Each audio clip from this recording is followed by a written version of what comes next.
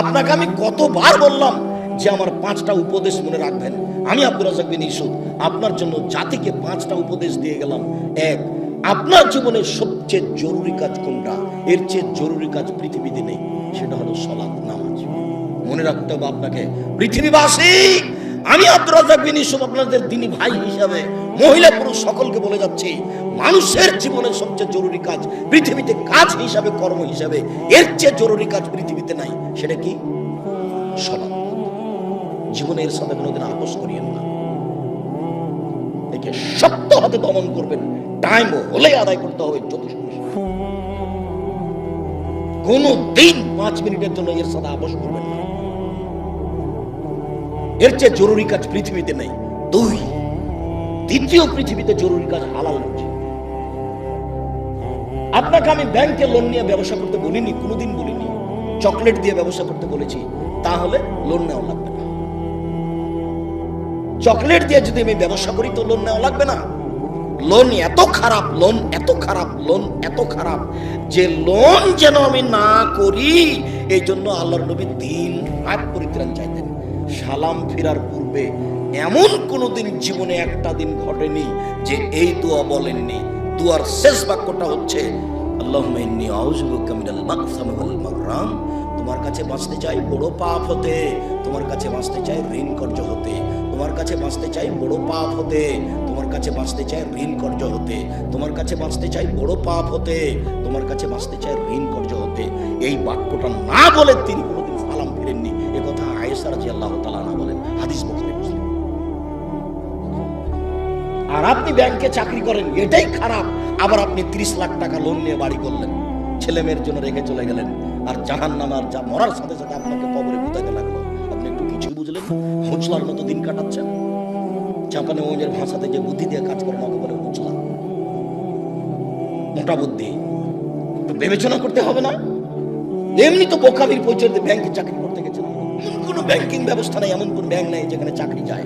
দেখি কোনো মায়ের বেটা প্রমাণ করতে পারে। ব্যাংকে টাকা রাখা আর ব্যাংকে চাকরি করা দুটো এক নয়। সম্মানিত দিনী ভাই বোন, মানুষের জীবনে সবচেয়ে জরুরি কাজ হালাল রুজি। শ্বশুরের কাছে টাকা নিয়ে জীবিকা নির্বাহ করবেন না, ও কথা পুনরায় বলা লাগবে না। শতবার বলেছি যে যৌতুকের টাকা দিয়ে চাউল কিনে ভাত খেয়ে ইবাদত কবুল হবে না। ভিক্ষা করার টাকা দিয়ে চাউল কিনে ভাত খেয়ে ইবাদত কবুল হবে। আমি ভিক্ষা করবো কেন? আমার গায়ে শক্তি আছে, কাজ করে খেতে পারি। তবুও ভিক্ষা করার টাকা দিয়ে চাউল কিনে ভাত খেয়ে ইবাদত কবুল হবে। যৌতুকের টাকা দিয়ে ভাত খেয়ে ইবাদত কবুল হবে না। চাউল কিনে ভাত খেয়ে ইবাদত কবুল হবে না। ওটা হারাম টাকা। যৌতুক শ্বশুরকে ফেরত দিতে হবে, এটা ভুলে গেছে। আর আগামীকাল সন্ধ্যা হতে হতে, এই ছেলে, তোমাকে বলেছি শতবার, তোমার বাপ যেন তোমার ফুফুকে জমি ফেরত দেয়, হিসাব করে ভাগ করে দেয়। আগামীকাল সন্ধ্যা হতে হতে আপনি বোনের জমি দিয়ে দিবেন। আপনার বাপ মরা 10 বছর হলো। বোনের জমি মানে পরের জমি। পরের জমি খান কেন? শরম হয় না? আপনার ভাগ্য আল্লাহ লিখে দেননি? বাপ মারা গেছে, আপনি জমির ভাগ নেবেন, আপনার বোন জমির ভাগ নেবে। আপনি নিবেন সকালে আর আপনার বোন নিবেন বিকেলে, এরকম কথা কি না? একসাথে। আজ পর্যন্ত জমি আপনার কাছে কেন? আপনাদের 4 ঘাট কোন দিক থেকে একটা লোক গেছে আমার কাছে, তো বলছে আমি অংশ বন্টনের উপরে ডক্টরেট ডিগ্রি করব, সেই জন্য আপনার কাছে এসেছি। কি করবেন? কি বলে আপনাকে কিছু জিজ্ঞাসা করব। প্রথমে বলছে আপনার আমি পরীক্ষা নেব। আমারই পরীক্ষা নেবেন? আচ্ছা ভালো, কি জিজ্ঞাসা করবেন করেন তো। তো কিছু মাসলা জিজ্ঞাসা করেন এই ফারাইজ সম্পর্কে। করার পরে বলছেন আমাকে, এটাই মনে হয় আমার পরীক্ষা। সেটা হলো এই, আপনার বাপ মারা গেছে না বেঁচে আছেন? মারা গেছেন। কতদিন হলো? এতদিন। তো আপনার জমি জায়গার খবর কি? আমি বললাম যে আমার বাপকে মাটি দিয়ে এসে আগে জমি ভাগ করেছি, তারপরে খাওয়া দাওয়া। খাওয়ার আমরা আগে খাইনি, আগে জমি ভাগ করেছি তারপরে খাওয়া। যদিও জমি আমি একটু চিনি, আমার ছোট ভাই চিনি না। নদীর জমিতেই যায়নি। আমার আব্বা একজন ছোট কৃষক ছিলেন, 20-25 বিঘা জমি রাখতেন। যখন পশ্চিমে থাকতাম তখন বলতো ধান বিক্রি এত টাকা, কালাই বিক্রি এত টাকা, সরিষা বিক্রি এত টাকা, পেঁয়াজ বিক্রি এত টাকা, মোট 1000 টাকা পাঠালাম। তখন আমি ভাবতাম যে আমার আব্বাকে 1000 টাকা সংগ্রহ করতে অনেক পরিশ্রম করতে হয়েছে। ওই কথা আমার এখনো দিনের মতো মনে পড়ে। আমার আব্বা আমাকে বলতেন যে আমি যতদিন বেঁচে আছি ততদিন তোমাকে জমিতে যেতে হবে না, কোনো কাজ করতে হবে না।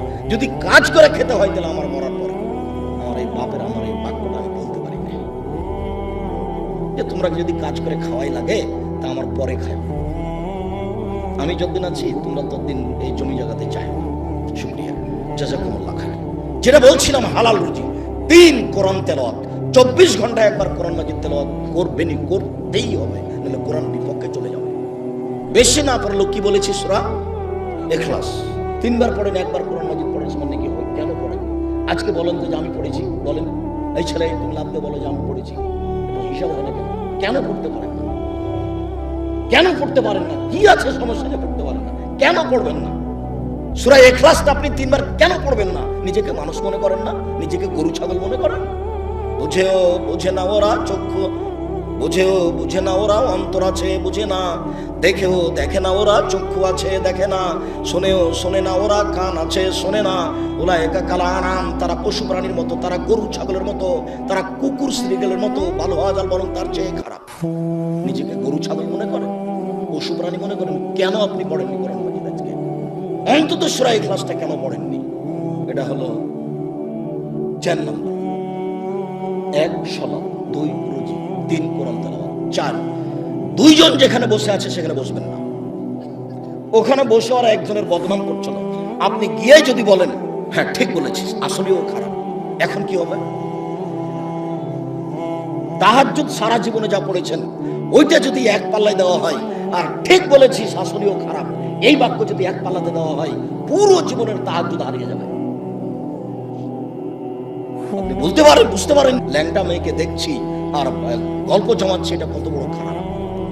আর মানুষের বদনাম কানে শুনছি, এটা কত বড় খারাপ আপনাকে আমি বুঝাতে পারি না। 4 জন যেখানে, 2 জন যেখানে বসে আছে সেখানে বসবেন না। 5 ছেলে মেয়ে স্ত্রীর উপরে কঠোর, খুব কঠোর। চোখ যেভাবে ঘুরে বউ সেভাবে চলে, তার নাম ক্ষমতা। আহাল পরিবারের উপরে খুব কঠোর হতে হবে, শক্ত হাতে পরিবারকে দমন করতে হবে, নইলে তাহাজ্জুদে আপনি টিকতে পারবেন না। শেষে দেখা যায় বেটির কারণে বউয়ের কারণে জাহান্নাম হয়ে গেছে। শতদিন বলেছি, আল্লাহ নবী বলছেন 3 শ্রেণীর মানুষ জাহান্নামে যাবে। তার 1 শ্রেণীর মানুষ হচ্ছে মধুমিনুল খামর, যারা নিয়মিত বিড়ি তামাক জর্দা সিগারেট গুল নেশাদার দ্রব্য খায় পান করে, তারা জাহান্নামে যাবে। একটা ছেলে বলছে, আব্দুল রাজ্জাক সাহেব আপনি যে বিড়ি সিগারেট সবসময় বলেন, তো বিড়ি সিগারেট হারাম তার দলিল কোথায়? তো দলিল সরাসরি আছে। আল্লাহ রাসূল বলছেন মাসকারা কাসিরুহু ফাকালিলুহু হারাম। যেই জিনিসটা বেশি খেলে বিবেকের ক্ষতি হবে, তার কম, তার একটা কণাও হারাম। তো তাহলে তোমার 50 বেড়ি, হাফ কেজি বেড়ির মশলা খুলে একজনকে খাওয়া দিতে দেখি। হাফ কেজি জর্দা তুমি একজনকে খাওয়া দাও, তার বিবেকের ক্ষতি হয় কিনা? 10 কেজি খাওয়িয়ে দিলে যদি বিবেকের ক্ষতি হয়, তাহলে তার একটা কণাও হারাম। আল্লাহ রাসূল বলেছেন, এক বাক্য বলেছেন এমন ভাবে কিয়ামত পর্যন্ত সারা পৃথিবীর সব জায়গাতে চলবে। কাজেই হালাল রুজি খাবেন, আর জরুরি প্রয়োজন ছাড়া কোথাও বসবেন না। আর পরিবারের উপরে খুব শক্ত, খুব কঠোর হতে হবে। সম্মানিত দিনী ভাই বোন, এই 5টা উপদেশ থাকছে। বলছিলাম আমার দিনী বোনদের ব্যাপারে একটু অনুরোধ জানাচ্ছি। দেখুন, 4টা কাজ করতে পারলে আপনার জন্য জান্নাতের সব দরজা খোলা। আপনি 4টা কাজ করেন, জান্নাতের যে কোনো দরজাতে যেতে পারবেন। আমি বলিনি এই কথা। 1 সালাত খামসা, 5 ওয়াক্ত সালাত আদায় করুন। এই ছেলে, তুমি ওখানে ভাবে দাঁড়িয়ে কেন? বসো। তিনি ভাই বোন, আমি আপনাদেরকে অনুরোধ করছি, আপনারা দয়া করে দোকানপাটে কেউ থাকিয়েন না, রাস্তাঘাটে চলাচল করিয়েন না। এখন কোনো কাজ করার প্রয়োজন মনে করেন না। আপনার আমি কিছু না কিছু উপকার করবই ইনশাআল্লাহ। আপনিও যেমন কষ্ট করে এসেছেন, আমিও তেমন কষ্ট করে এসেছি। আমি 7:30 8টার দিকে বাসায় পৌঁছেছি। বরিশাল বরগুনায় ছিলাম রাতে। বরিশাল বরগুনা থেকে আমি রাতে বক্তব্যের পরে যাত্রা আরম্ভ করে সকাল 8টার দিকে আমি প্রতিষ্ঠানে পৌঁছেছি। এটা নিয়ে আমার কোনো খেয়ালই ছিল না। এশা সালাতের পরে অবগত হয়ে আমি আসলাম। আমি কষ্ট করে এখানে এসেছি, আপনি চায়ের স্টলে বসে থাকবেন? আপনাকে আমি মানুষ মনে করবো? কেন আপনাকে আমি মানুষ মনে করবো? আল্লাহ আল্লাহ আপনাকে পশু প্রাণী বলছেন, আমি কেন বলবো? আপনি পশু প্রাণীর মতো, পশু প্রাণীর মতো না হলে আমি দিনের কথা বলছি, আপনি ওখানে বসে থাকবেন কেন? সম্মানিত দিনী বোন, এদিকে শোনেন, এই মেয়ে শোনো, 1 5 ওয়াক্ত সালাত, 2 সমাদ সাহারা, রমজান মাসে রোজা সেম, 3 আতাত বালা, স্বামীকে মেনে চলা, তিতে লাগলেও মিঠা লাগলেও মেনে চলতে হবে, 4 জেনায় লিপ্ত না হওয়া। এই 4টা কাজ করবেন, জান্নাতের সব দরজা খোলা। 4 নাম্বার জেনা। জেনা যদি হয়ে গিয়ে থাকে তাহলে এখন থেকে কান্নাকাটি করেন। যদি আপনি খালেস অন্তরে কান্নাকাটি করতে পারেন দিন রাত, তাহলে আল্লাহ জেনার পাপটাকে নেকি দিয়ে পূর্ণ করে দেবেন। আর আল্লাহ ওয়াদা করেছেন আপনার সাথে, অনাহা নাফসা আনিল হাওয়া ফাইনাল জান্নাতা হিয়াল মাওয়া। পৃথিবীবাসী মনে রেখো, আল্লাহ তাআলা বলছেন, পৃথিবীবাসী মনে রেখো, তোমরা যদি অশ্লীল কাজ থেকে নিজেকে বিরত রাখতে পারো, আমি আল্লাহ তোমাকে জান্নাতুল মাওয়া দিয়ে দিলাম। ওটা তো আল্লাহর ওয়াদা। আপনি অশ্লীল কাজ বন্ধ করেন, জান্নাতুল মাওয়া আপনার জন্য প্রস্তুত আছে। এটা মানুষে বলেননি, এটা নবী বলেননি, এটা সরাসরি আল্লাহ বলছেন। অতএব যদি কারো চেনা হয়ে গিয়ে থাকে, বন্ধ করেন, আপনি ভালোর মধ্যে চলে যাবেন। স্বামীর সাথে ভালোভাবেই চলতে হবে। আপনার স্বামী আপনাকে গালি দেয়, এ কথাই ঠিক। আপনার স্বামী আপনাকে মারে, এ কথাই ঠিক। আপনার স্বামীর মুখ খারাপ, এ কথাই ঠিক। এরপরেও কোনো উত্তর না করে পাথর হয়ে এই সংসার করেন, এটাই আমার পরামর্শ। আমি আপনার দিনী ভাই হিসেবে আপনাকে আমি পরামর্শ দিচ্ছি, যেহেতু 2-1টা ছেলে মেয়ে হয়ে গেছে, আপনি এই সংসার করেন, ওর সাথে কথা বলেন, সপ্তাহ সপ্তাহ কথা বলেন না, রান্না বান্না করে ছেলের হাতে মেয়ের হাতে দিয়ে পাঠান, আর 1 গ্লাস পানি চাইলে সামনে গ্লাসটা রেখে ঠ্যাকস করে রেখে দিকে চলে যান। এভাবে সংসার করলে আল্লাহ অসন্তুষ্ট থাকবেন, পরকাল জাহান্নাম হয়ে যাবে। এই সংসার করতে হবে না। আমার কথা আপনি মেনে চলেন, কষ্ট হোক, মুখ বন্ধ করেন, প্রতিবাদ করিয়েন না, তার সাথে মিশে চলেন, তার পায়ের নিচে দুনিয়া শেষ করে দেন, তাকেই ভালোবাসা দুনিয়া শেষ করে দেন, আপনার জন্য ভালো হবে, জান্নাত হবে। শেষ পর্যন্ত যদি বুঝেন যে সংসার হবেই না, তাহলে এভাবে ঝুলন্ত থাকতে হবে না, আপনি খোলা করে নেন। যে কোনো মহিলা যে কোনো স্বামীর সাথে খোলা করতে পারে, যে আপনার সাথে থাকবো না, চ্যানেল চ্যানেল ঠিক করে দেন, বাজি সাহেব ঠিক করে দেন, আমাকে একটা খোলা তালাক লিখে দেন, আমি আমার স্বামী ভাত খাবো না। আপনি করেন, 1 মাস পরে অন্য জায়গাতে বিবাহ বসেন, কিন্তু ঝুলন্ত অবস্থায় ভাবে থাকিয়েন না।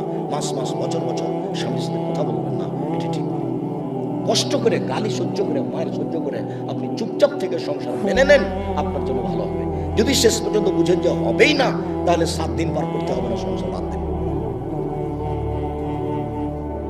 4টা কাজ করেন, জান্নাতের সব দরজা খোলা আপনার জন্য। আপাতত কথা শেষ। আপনি আমার দিনই বোন, 1 5 ওয়াক্ত সালাত, 2 রমজান মাসে রোজা, 3 স্বামীকে মেনে চলা, 4 জেনায় লিপ্ত না হওয়া।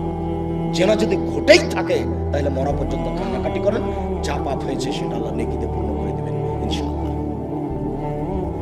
এবার আপনাদের সাথে একটু জরুরি কথা, যেটা আল্লাহ রাসূল বলেছেন, স্বামী হিসাবে, বাপ হিসাবে জরুরি কথা হচ্ছে, 1 যেমানের আপনি খাচ্ছেন, বউকে স্ত্রীকে সেমানের খাওয়াবেন।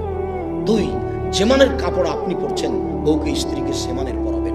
3 কখনো কটু কথা বলবেন না। স্ত্রীকে কটু কথা বলা নিষেধ, গালি দেওয়া নিষেধ, নিন্দা করা নিষেধ। শ্বশুর শাশুড়ির ব্যাপারে মন্তব্য ভুলেও কোনোদিন ঘুমের ঘরেও করবেন না। শ্বশুর শাশুড়ির বিরুদ্ধে কোনোদিন কথা বলবেন না। স্ত্রীকে কখনো কটু কথা বলবেন না। বলবেন না বলে যে তোমার রংটা কালো, বলবেন না বলে যে তোমার ঠোঁটটা মোটা। একবার যদি ঠোঁট মোটা বলেন, 10 বছর আপনাকে ভালোবাসবে। ওরা হচ্ছে কম বুদ্ধির প্রশংসা প্রিয় মানুষ, সব সময় প্রশংসা করে, তুমি খুব ভালো, তুমি খুব ভালো, তোমার মতো কোনো মেয়ে দেখি না, সারা রাত মাটি বেঁধে। তার কাছে সেবা নেওয়ার চেষ্টা করেন, কটু কথা বলিয়েন না। 4 মুখের উপরে মারবেন না, কোনো সময় না, মুখের উপরে মারবেন না, গালে থাপ্পড় মারবেন না, আল্লাহর নবী নিষেধ করেছেন কঠিন। 5 ওলা তাত্র খাইল্লা ফিল বাইতে, নিজের বাড়ি ছাড়া কোথাও থাকতে দিবেন না, যেতেই পাবে না। খালার বাড়ি, ফুপুর বাড়ি, মায়ের বাড়ি, নানির বাড়ি, কোনো বাড়ি যেতে পাবে না। বিবাহের বাড়ি তো অসম্ভব হতেই পারে না। দাওয়াত দিয়েছে, আপনি যাবেন, আপনার ছেলে যাবে, আপনার বউ যাবে কেন? বিবাহের বাড়িতে গেলে স্বামীর সংখ্যা বেশি হয়ে যায়। কমিউনিটি সেন্টারে যাওয়ার কোনো প্রশ্নই আসে না, বাজারের তো কোনো প্রশ্নই আসে না। পুরুষের পরিচয় দিলেন, কই আমরা তো কোনোদিন বাজারে যাই না, আমরা তো বেঁচে আছি দুনিয়াতে। আমাদের আহাল পরিবারের তো কোনো সময় বাজারে যায় না, আমরা তো আছি দুনিয়াতে বেঁচে। আপনার বউ কেন বাজারে যাবে? কেন? কাপুরুষ আপনি, বেটা মরে গেছে, স্বামী মরে গেছে, আপনি মারা গেছেন, আপনার ছেলে মারা গেছে, কেন আপনার বউ বাজারে যাবে? নিজেকে পুরুষ মনে করেন না? এই 5টা জিম্মেদারি পালন করবেন। 5ম নম্বরটা খুবই শক্ত। এটাই ছিল 5টা উপদেশের শেষ। স্ত্রী পরিবারের উপর কঠোর হতে হবে, আপনার কথাই চলবে এই বাড়িতে। তাকে কোনোদিন কাপড় কিনতে দিবেন না যতদিন পর্যন্ত না বুঝেছে যে আপনি মোটা কাপড় কিনলো আমার কাছে মিঠে, চিকন কাপড় কিনলো আমার কাছে মিঠে।